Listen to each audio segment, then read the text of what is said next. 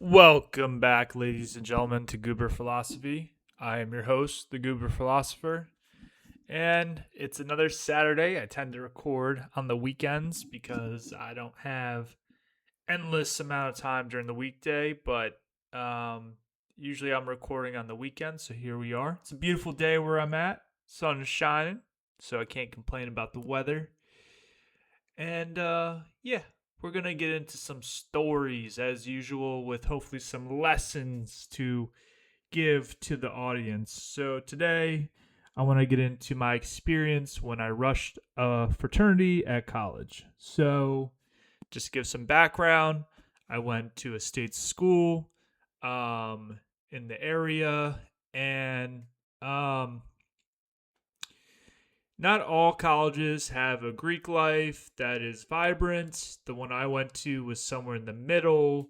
Other colleges have terrible Greek life in terms of fun. Other ones have amazing Greek life in terms of like if you don't join one, you don't have the ultimate college experience. But where I went, Greek life was somewhere in the middle. You could have a life, a social life. You could do a lot of fun things if you were in the fraternity, but you could also do all that if you weren't in the fraternity. So it was really like up to you. It wasn't a necessary thing to do, especially when you're younger and you're just meeting all these people. You're going to meet them anyways in classes, at dorm rooms, wherever. So, but I chose to rush a fraternity my first semester in college as a freshman because prior to going into university, I had I had worked a job in the summer, which was like going door to door, and I met a coworker there that was also doing this door to door kind of work. And at the time, I think we connected just fine. We were colleagues or whatever, coworkers, worked fine together, no issues. And I thought, yeah, he's a cool dude. And he kept talking and talking about his fraternity. Oh, my bros are doing this. We're doing this today at the frat house. And he would bring coworkers over after work to his frat house. I guess he was sort of like semi-recruiting us, even at an early age. Or at an earlier time. Some of those kids were going to different colleges. The job had nothing to do with the university we were all going to, or some of us were going to different ones. So I was just curious at the time. I was like, oh, a frat house. Like my dad, one of my dad's favorite movies is Animal House. And I was like, oh, fraternity sounds like fun. Like my view on fraternities comes from movies like what was that, Van Wilder, or like there's plenty of funny movies from the early 2000s and earlier in like the 80s and whatnot about fraternities and all the fun and the shenanigans. And I was like, that sounds kind of fun to me. So when I met this guy at work, I was definitely interested at that point.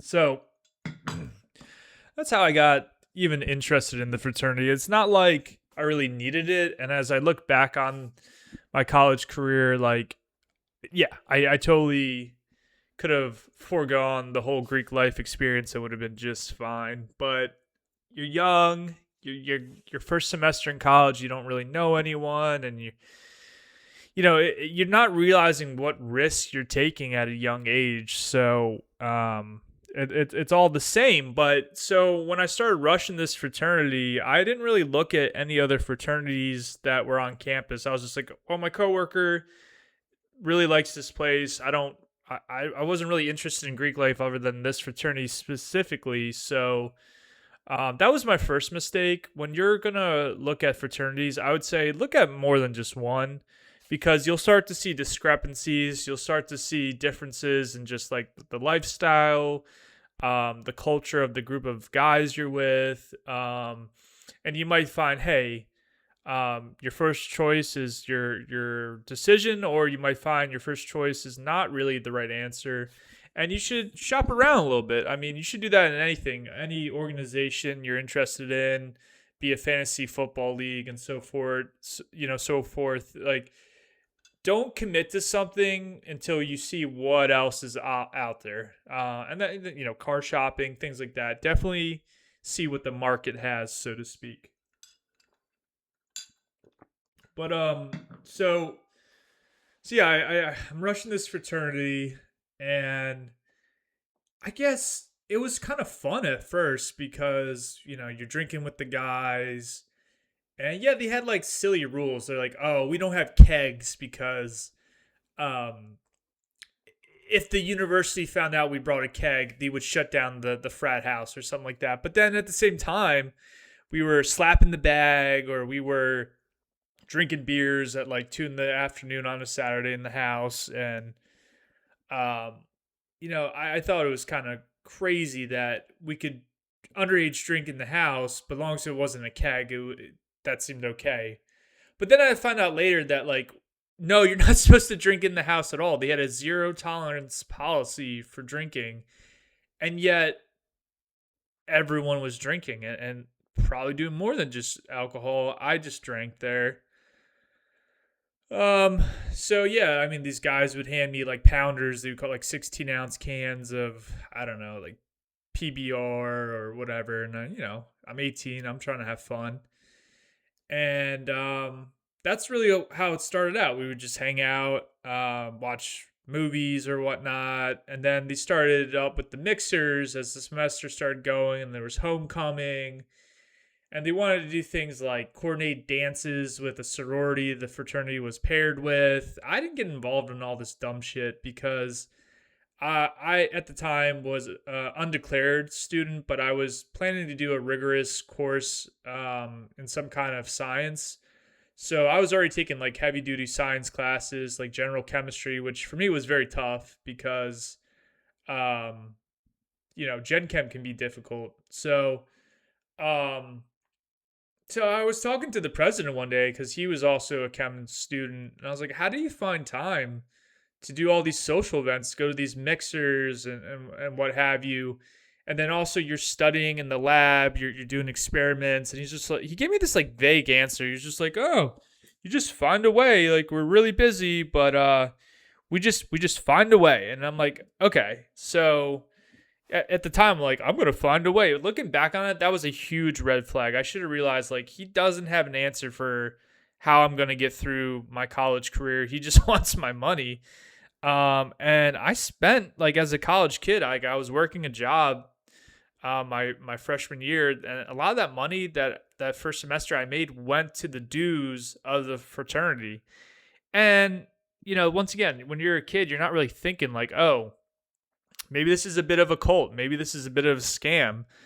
I mean, there wasn't like a cult leader per se, like that. I mean, fraternities aren't like, people say fraternities are a cult, but they aren't actually a cult. I would say they're more like, you are paying for your friends, which isn't really a friend, right? Like, a friend hangs out with you, a good friend, I should say, hangs out with you because they want to hang out with you. And there isn't an ulterior motive. There isn't an agenda behind it. But with fraternities, there's always an agenda. And whether you're aware of what that agenda is or not, time will tell. So yeah, I'm talking to this president. I'm like, yeah, I'm studying these tough classes. I don't know if I have a lot of time to do all these events. There's always something every day, every week. There was some kind of thing going on, and some people need that. I don't know, force in their life telling them what they're gonna do with themselves, and it is fun. I mean, like, the mixers were fun. Drank my face off while kids were puking in the toilet.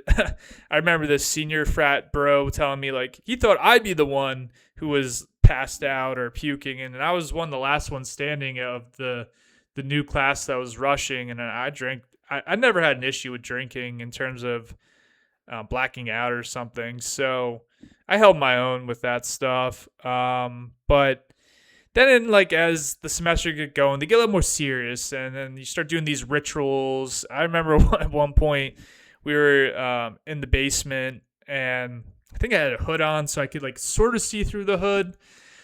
And like, there was like all the bros standing there. I think they were like wearing robes and stuff. And the president had us recite some kind of pledge about believing in a higher power or God or whatnot, what have you. And I thought that was all very strange stuff. And I think there was like candles in the basement, like it was dark. And I was like, all right, this is like a cult. Like, this is a bit like a cult.